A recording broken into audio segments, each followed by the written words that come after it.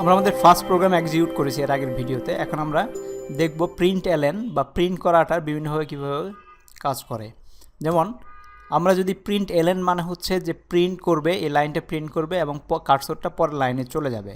যেমন আমরা যদি এইভাবে লিখি system dot out dot print ln then হচ্ছে আমরা যদি আরেকটা লিখি মাই সেকেন্ড উইশ। এইখানে আমাদের প্রোগ্রামিংয়ে জাভা এন্ডিং হবে আমাদের সেমিকলন দিয়ে, প্রত্যেকটা স্টেটমেন্ট শেষ হবে একটা সেমিকলন দিয়ে।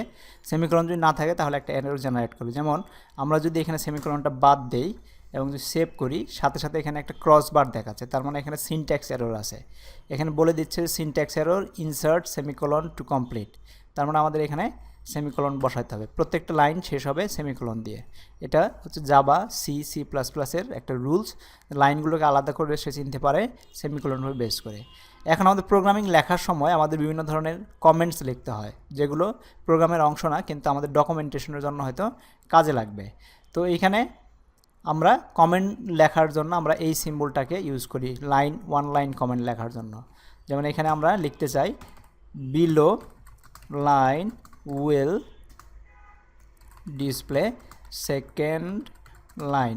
তো এটা হচ্ছে কমেন্ট মানে হচ্ছে যে যেটা এর ভিতরে থাকবে এটাকে কম্পাইল করার সময় ইগনোর করে যাবে, এটাকে সে কোনো কাজে লাগবে না, মানে কোনো কাজে ব্যবহার করবে না বা কনভার্ট করার চেষ্টা করবে না, এটা শুধু ডকুমেন্টেশন পারপাসে আছে। তো এটা হচ্ছে ওয়ান লাইন। আবার যদি মাল্টি লাইন কমেন্ট করতে যাই তাহলে আমাদের সি এর মতো, যারা সি করেছেন তারা জানেন, আর যদি না করে থাকেন এভাবে হচ্ছে আমাদের মাল্টি লাইন কমেন্ট। আমাদের এক্লিপসের সুবিধা হচ্ছে শুধু /* মারলে পরে অংশটুকু সে নিজে নিজে লিখে দেয়। তো এখানে আমাদের মাল্টি লাইন লিখতে পারি below is a multi line code. এইভাবে আমরা যদি আমাদের অনেক বড় ডকুমেন্টেশন লিখতে হয় তখন আমাদের এগুলোকে এভাবে এই কমেন্টসের মধ্যে লিখতে পারবো। তো এটা হচ্ছে কমেন্ট শিখলাম, একটা স্টেটমেন্ট কীভাবে শেষ হয় সেটা শিখলাম। এবং এখন যদি আমরা এইখানে একটু তাকাই, এখানে স্টার দেওয়া আছে, তার মানে হচ্ছে এই প্রোগ্রামটা সেভ নাই, মানে লাস্ট চেঞ্জ সেভ হয় নাই। তো আমাদের কন্ট্রোল-S চাপ দিয়ে সেভ করে নিতে হবে। গুড প্রোগ্রামিং প্র্যাকটিস হচ্ছে যত তাড়াতাড়ি সম্ভব সেভ করে নেওয়া।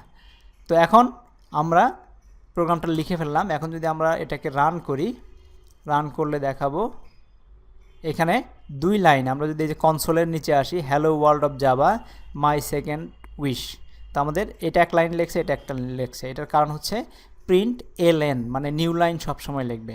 তো আমাদের যদি এরকম হয় যাবার পরে আমি এই একটু স্পেস দিয়ে আরেকটা লাইন লিখবো, এইখান থেকে কন্টিনিউ হবে পরের স্টেটমেন্ট থেকে, তাহলে আমরা কি ইউজ করবো? আমরা তখন প্রিন্ট এলএন ইউজ করবো না, তখন আমরা ইউজ করবো প্রিন্ট। শুধু প্রিন্ট লিখলে আমাদের এইখান থেকে শুরু হবে, নতুন লাইনে আর আসবে না।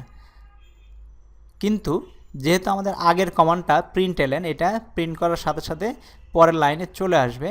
তো আমাদের এইটাকে আমরা প্রিন্ট এলএন রাখবো আর এইটাকে আমরা শুধু প্রিন্ট করব। তো আমরা এটা প্রিন্ট হবে, নতুন লাইনে যাবে না, প্রিন্ট হবে। এখন যদি আমরা এটাকে সেভ করি আর রান করি তাহলে দেখতে পাচ্ছি hello world of Java my second wish একই লাইনে চলে আসছে, এটা নিউ লাইনে যায় নাই। তো যেহেতু এই Java my second wish, Java আর মাই একসাথে হয়ে গেছে, তো আমরা কী করবো, এখানে একটা স্পেস দিয়ে দিব। এখন যদি সেভ করি আর রান করি তাহলে দেখব জাভা মায়ের মধ্যে একটা স্পেস চলে আসছে। তো এইভাবে আমরা প্রিন্ট এবং প্রিন্ট এলএন দিয়ে আমাদের লেখাগুলোকে সুন্দরভাবে সাজাতে পারবো আমাদের রিকোয়ারমেন্টের উপরে নির্ভর করে। তো ঠিক একইভাবে আমরা লিখতে পারি system dot out dot print F, formatted অবস্থায় প্রিন্ট করবে। তো আমাদের ফরম্যাটেড অবস্থায় প্রিন্ট করতে হলে কী করতে হবে? ফরম্যাট লিখতে হবে। এখানে ফরম্যাটটা হচ্ছে কি, এইখানে আমরা লিখতে পারি দিস ইজ নাম্বার। এখন এইখানে %d দিলাম, এটা নিয়ে আমরা পরে কথা বলবো। %d মানে ডেসিমাল নাম্বার করবে। আর আর্গুমেন্টের জায়গায় আমাদের আর্গুমেন্টটা দিতে হবে। আর্গুমেন্ট দেওয়ার জন্য আমাদের লাগবে, এইখানে হবে আমাদের 12, আমরা আর্গুমেন্ট হিসেবে দিলাম। এখানে আমাদের সেমিকলন দিয়ে এন্ড করে দিলাম। Save, run. এখানে দিছে hello world my second wish this is number, এই নাম্বারটা এই জায়গাটাতে সে প্রিন্ট করে ফেলছে। তো এরকমভাবে প্রিন্ট এফের মাধ্যমে আমরা টেক্সট প্রিন্ট করতে পারি এবং ফরম্যাটেড অবস্থায়। ফরম্যাটটা কি আমরা নেক্সট এক ভিডিওতে দেখব। তো যারা সি জানেন অলরেডি বা C++ জানেন, তারা যে ফরম্যাটটা ইউজ করেছেন সেই ফরম্যাটটা এখানে আপনারা ইউজ করতে পারেন। আচ্ছা, এখন গেল প্রিন্টএলএন শিখলাম, প্রিন্ট এফ শিখলাম। এখন যদি আমরা এটাকে এর সাথে যদি আমরা আরেকটা টেক্সট যোগ করে দিতে চাই তাহলে কি হবে? তখন আমাদের যেমন এইখানে আমরা আরেকটা প্রিন্ট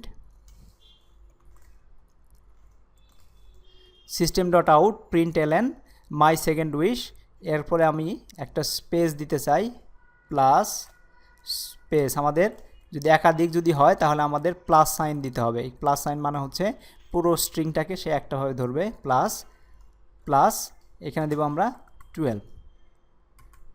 এখন যদি আমরা সেভ করি আর রান করি তাহলে আমরা দেখতে পারবো my number 12 my second wish 12, এই লেখাটা এখানে চলে আসছে। এই 12 স্পেস দিয়ে 12টাও এখানে লিখছে। তো এইভাবে আমরা এখান থেকে আমরা যখন ভেরিয়েবলের ভিডিওটা দেখব তখন বুঝবো ভেরিয়েবল কীভাবে প্রিন্ট করতে হয়।